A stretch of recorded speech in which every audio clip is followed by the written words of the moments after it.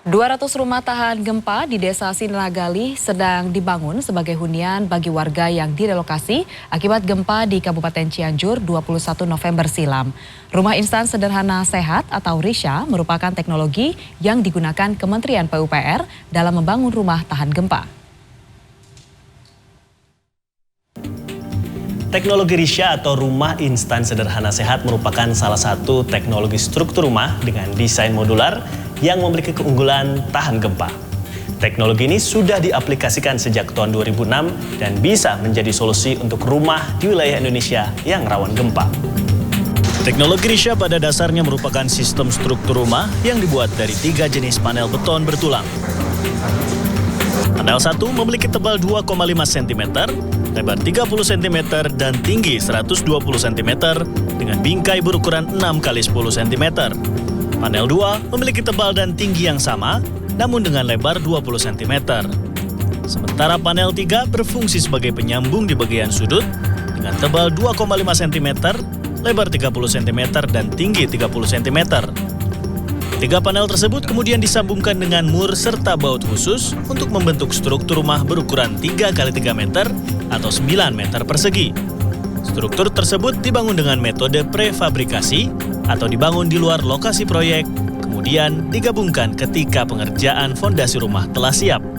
Hal ini membuat pembangunan rumah dengan sistem RISYA jauh lebih singkat, bahkan bisa 10 kali lebih cepat dibandingkan dengan pembangunan secara konvensional.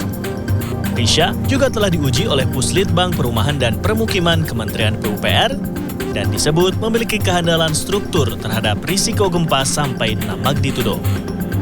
Definisi tahan gempa Pak ya? Definisi tahan gempa di sini adalah kalau misalkan bangunan yang dibangun tidak dengan SNI gempa misalkan. Jadi pada saat terjadi gempa itu mungkin akan lebih cepat kolaps Pak. Nah di sini ketahanan gempa itu pada saat terjadi gempa bangunan ini masih punya daya tahan Pak, masih punya durasi.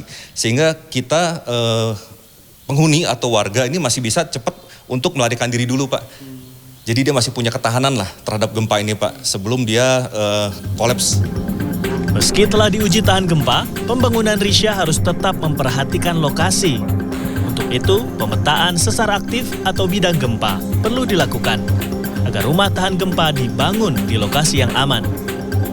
Kita melihat bahwa salah satu dampak serius dari gempa adalah robekan bidang gempa. Dan pada saat bangunan ataupun struktur berada di atas bidang robekan atau disebut dengan surface rupture, maka kemampuan struktur itu tidak bisa menahannya biasanya.